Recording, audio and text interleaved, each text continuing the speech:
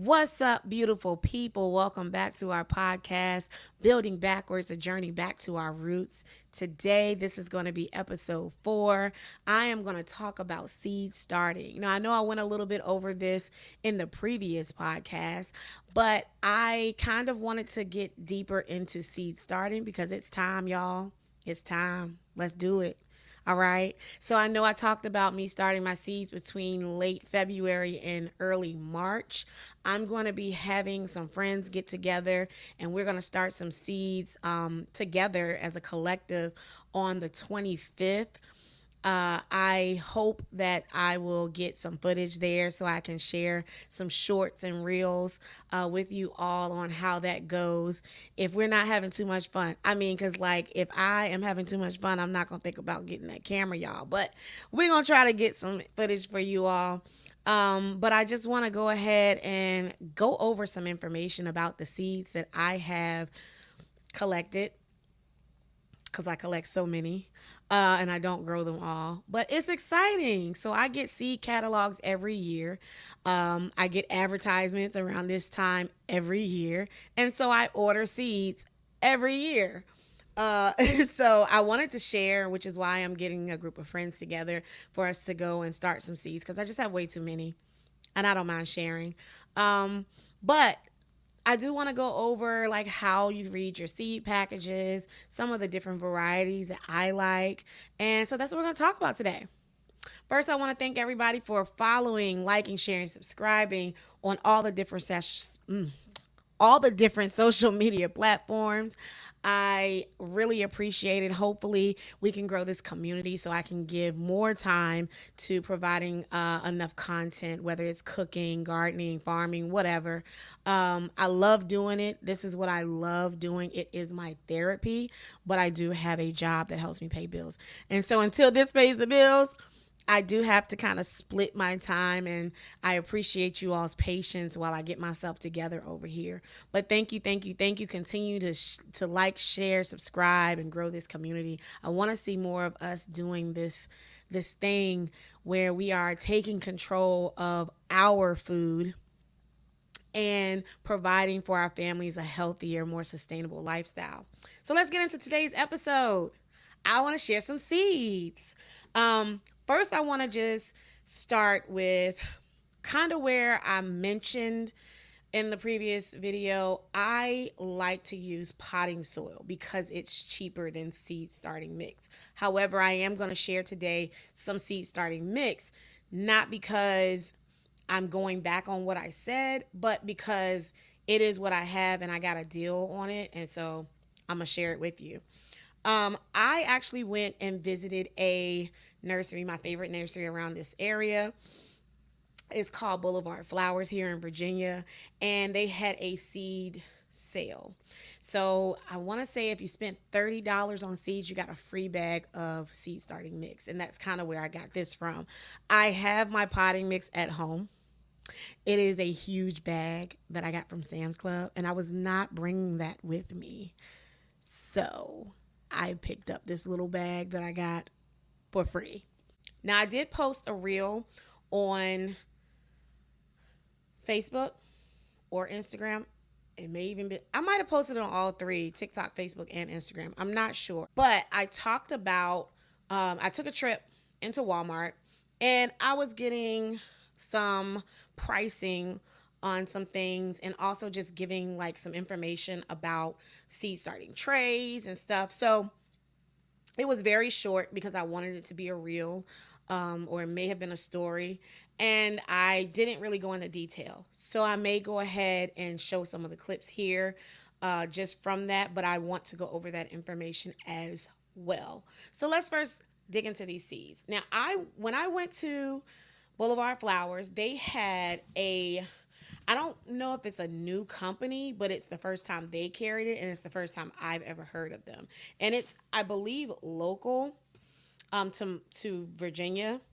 I want to say she said it was in Charlottesville, and I really liked it just from first looking at them, mainly because I liked the illustrations. So I don't know if you can see that. These are some drying beans, which we love to eat beans. So this is a bush bean variety, and it's called Jacob's Cattle. So let this. There we go. So it says that it is a bush bean. You can see that right here. They're not always that specific on the package, whether it's a bush bean or if it's a runner bean. But I'm glad that they put that on here because I had never grown or heard of this bean variety. But on this package, and again, they're all different. On this package, come on, let's see if you can get focused here. I might have to. There we go. Okay. It tells you how many days to maturity.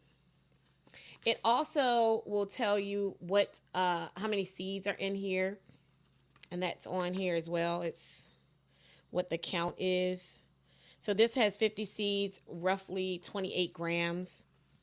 On the back of the seed package, and this is kind of what is on the back of all or most seed packages, it'll tell you things like sowing depth, plant spacing, light if it needs full sun, days to emerge, which this says days to emerge, but on a different seed package it may say like germination, soil temperature. These are all recommendations, of course, and estimates. They are not exact science. It really depends on your environment and so forth. But I got me some beans, some okra, some Cajun jewel okra. I wanted to try this chocolate pepper. So bell peppers all start out as green bell peppers. And then as you let them ripen, they will turn to the different colors that they may be, whether it's yellow, red, orange.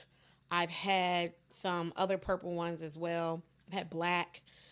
So this one is supposed to be a chocolate, which is like a dark brown. And it is a sweet pepper.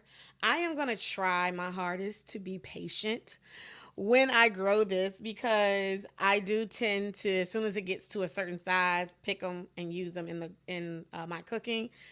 But I want to see how it actually looks when it fully ripens. And I also want to see the flavor because you don't really get the flavor until you've letting it fully ripen. I also got some black plum tomatoes. So these are the cherry tomato variety. I also got some sweet watermelons. So my kids like the sugar babies because they are the size that like I can cut them up and they can have really their own watermelon if they wanted to eat the whole thing because they don't get very big, or if they want to split them. But they are very sweet and I love them, and I'm glad they had that variety. I got me some more holy basil. Y'all know I love me some holy basil tea, baby. If you have followed me for some time, I love holy basil tea. It is very common for me to have some tea almost every day going from the garden. I got some multicolored butter beans. I am super excited to try this. I don't know what it's going to taste like. So I don't know if you can see that, but these are different colors. Small lima beans. They are a pole bean. So bush bean, pole bean is kind of how the beans will come. A bush bean means it does not need a trellis or anything to climb up. It's just going to kind of get to a certain height, and you can plant those close together in blocks is what I usually do. Pole beans, you need a trellis. You need something for them to climb because they are going to run up and across and anywhere else. It's going to climb onto some things. And so this one is going to have to go on a trellis. But it says it has cream, beige, red, brown, violet, purple, and speckled and swirled. We'll see. I'm going to try it. We love lima beans. I make me some good butter beans during the summertime. So we're going to try that out too. And then, of course, I got my San Marzano. And I grow a lot of these because I make a lot of tomato sauce. So San Marzano and Roma tomatoes are good for making sauces. They have less water content and more meat, so you don't have to cook it down as much. A lot of times when you get those big juicy tomatoes, you have to cook them down a whole lot in order for the sauce to thicken. And so I like to use Roma and San Marzano because they have less of the water content and more of the meat in it. I do still grow other tomato varieties I'm gonna show you as well, but these are specifically for me to use for sauces and tomato paste. I use whatever I have, honestly, but I like to have more of those. So this brand, this seed company, I am trying out for the first time this year, and I am excited about it. Hopefully, they'll get some more varieties, and we'll see. They are called Southern Exposure Seed Exchange. I said that weird. Southern Exposure Seed Exchange. And I believe they are based out of Charlotte, Virginia. It says Mineral, Virginia on the back of the package. So in that area. They also had a seed catalog, which I love. And they gave it to me for free at the store. So this is the seed catalog. The illustrations are gorgeous. That's what originally attracted me to it. I love it so much. So, if I can find the link, I'm sure you can order some. I will share that in the description below. Um, I also I like to read seed catalogs. I don't just look at the pictures. Don't judge me. But they have a lot of information in the catalog itself. Sometimes they'll have, the history of the seeds, but it gives you a lot of information about each one. So I'm going to probably be ordering from them next year. It's a little late for me to order from them this year, but I definitely am going to go through again and see if I can find some stuff that I want to try and grow. All right, so, and I spent $30 on seeds with them, and that's how I got this bag of seed starting mix.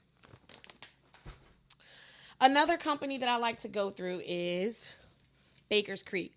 Now, I usually get a catalog every year from Baker's Creek. I did not get one this year. I don't know if it got lost in the mail. I don't know if they didn't send me one. I register every year just in case, but I didn't get my catalog this year, so I'm a little bit disappointed. But I do still order from them. I order from them all the time. One of my favorite tomatoes to grow from Baker's Creek is the Blue Beauty. And that's this one right here. So they have not so much illustrations. They have actual pictures of the tomatoes. They have seed starting information in the back. And it usually, you guys can't see this. Anyways, along the back side, it still is going to tell you sprout in, germination rate or germination time, ideal temperature for the soil, seed depth to plant, planting spacing. This one tells you whether it's frost hardy or not and how much sun it needs. It tells you it needs 8 to 12 hours of full sun. So it gives you a lot of information. On the back, it also will sometimes tell you like planting instructions. So this one says start indoors 6 to 10 weeks before last frost on a heating mat. And that's, for the best outcome, of course. But my grandmother, the first year I grew these, my grandmother loved them. Like she would just take a bite out of them. And so it has become my favorite thing to grow for my grandmother. So I always grow these. I had a hard time with them last year. I don't know what happened, but they didn't grow as well as they usually do.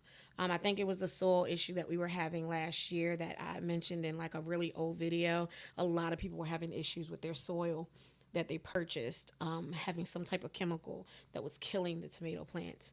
So I had a hard time, but I'm going to still grow them. Another one is Cherokee Purple. Now, both of these have what's called anthocyanin, and that is a chemical that is in some fruits and vegetables that turn it purple or give it a red tint to some of the fruits. And that is really good for a number of reasons.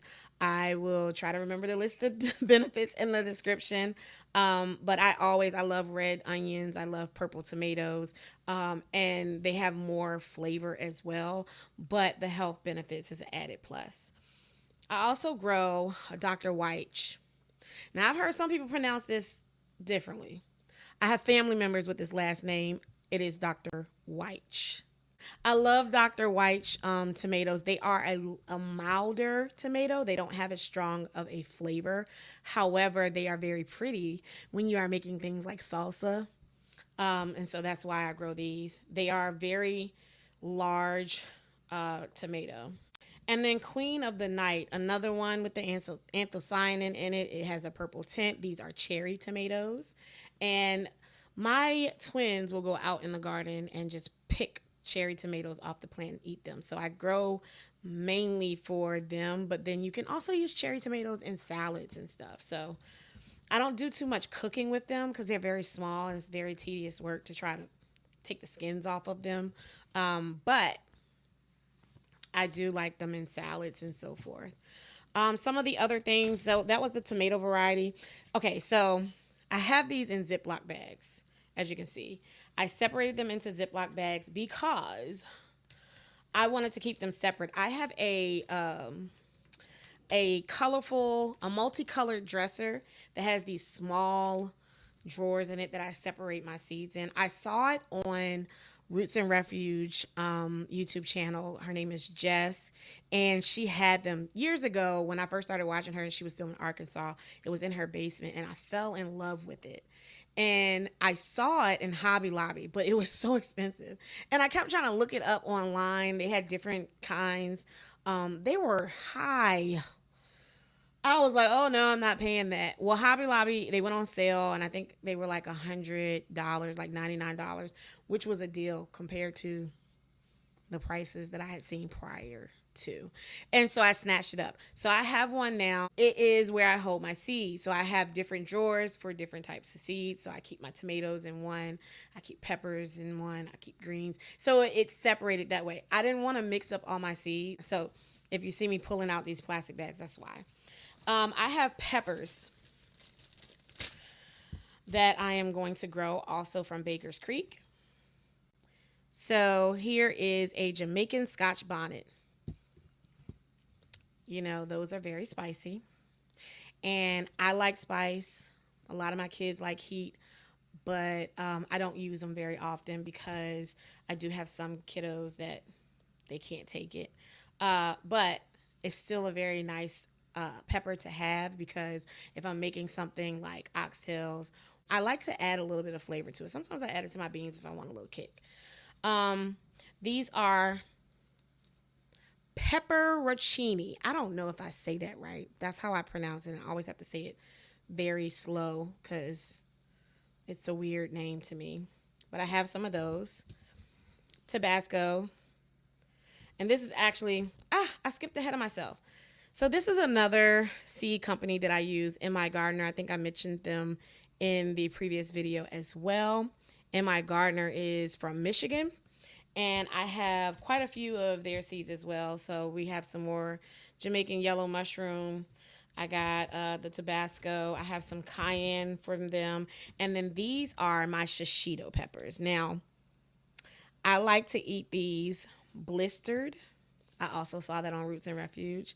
So I take it and I put it in a cast iron pan with some oil and some salt, and I blister them. And then I make a garlic aioli, or if I'm being lazy, I just buy garlic aioli, and I will eat that as a snack. It is very good. Very, very good. And so those are the peppers that I'm growing this year. I thought I had some more tomatoes too. I know I had some Roma. Oh, Amish paste tomatoes, which is basically another Roma variety. Thick walled Roma type that is tangy and flavorful. The MI Gardener seed packages has information on the back of theirs as well. It's just in a different place right here. And it'll say days to germination, suggested temperature to germinate. Start 6 to 8 weeks before last frost date. Days to maturity 85 to 90. Plant spacing. And this one actually tells you about how many fruits you will get on here. Now, with tomatoes, so we talked about the beans being bush or pole. Tomatoes, it'll be determinate or indeterminate. So this is an indeterminate tomato. I don't know if you can see that on here. It says it like right here. I don't know if you can see that. But indeterminate means it needs to go on a trellis. So I will usually put this on a cattle panel trellis that I make that goes in between two garden beds, or I will make a tomato wall for them at the back of my garden where I have a 16-foot bed.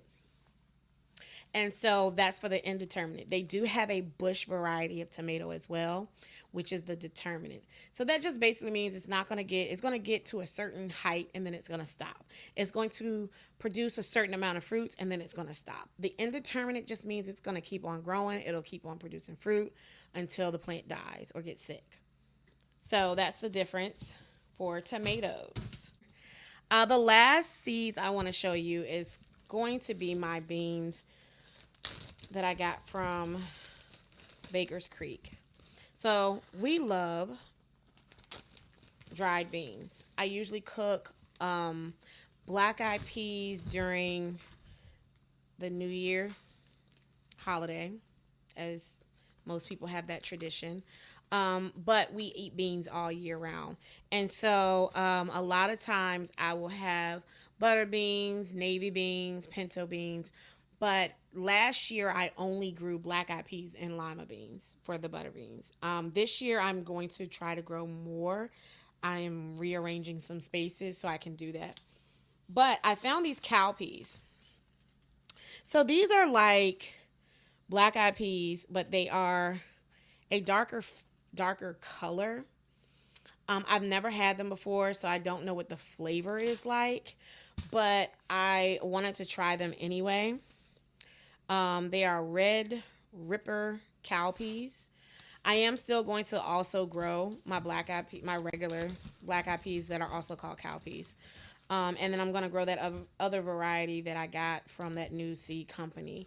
But I still have like my California black eyed peas. I don't know if I shared this with you all, but you can actually get like seeds for beans at the grocery store. So black eyed peas, lima beans, navy beans, black beans. If you go to the dried bean section, those are seeds. They are literally the seeds that you can use to plant that plant. If you wanted to grow a lot of them, like if you had enough space to grow a field of beans, these packages, like that one package said it came with 50 seeds in there. This one doesn't really specify how many come in it. But it's nowhere close to the pack of dry beans you can get. So I buy these because I want a specific variety. Something like a red ripper or the multicolored butter bean. But also was another one that I want, like you're not going to find those in the grocery store. So that's why I buy those seeds. However, if I wanted to just grow some regular black eyed peas, like these I ordered, I want to say 2 or 3 years ago. And it wasn't because I needed black eyed peas. I think I just kind of, I don't even know how I did it. Because I have a bag of I always have dried black eyed peas. I could have just planted those because these are just regular black eyed peas.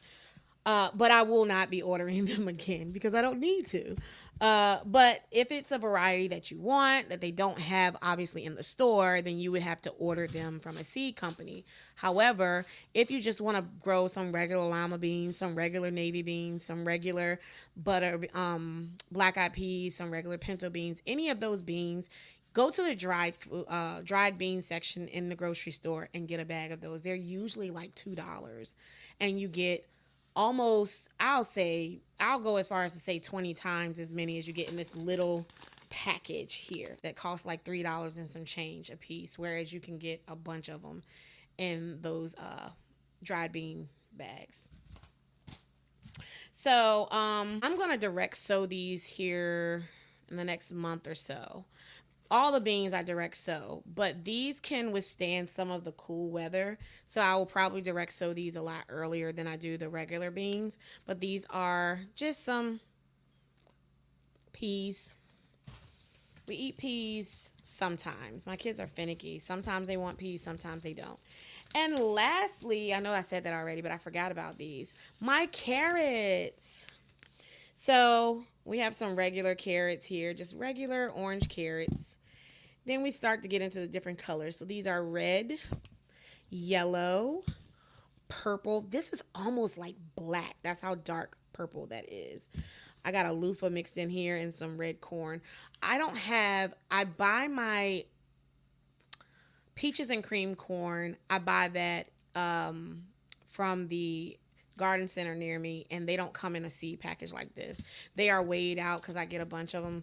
They're by the pound. They come in, they scoop them up and put them in a paper bag for me. So I don't have them in seed packages, but I am going to grow those again this year because the kids loved them last year. They are white and yellow corn, and they are very sweet, delicious. Sometimes when you get sweet corn and you freeze them, it loses its sweetness. Those, even though I have put them in the freezer on many occasions, they are always still sweet. So I love it. So that's enough about the seeds. I hope I was able to encourage some of you all to get started on your seeds. I hope that you all have a successful first part of the garden season, which is the seed starting part. I pray that everyone enjoys it as much as I do. And I thank you all so much for joining me today on Building Backwards, a journey back to our roots. Until next time, y'all, be blessed.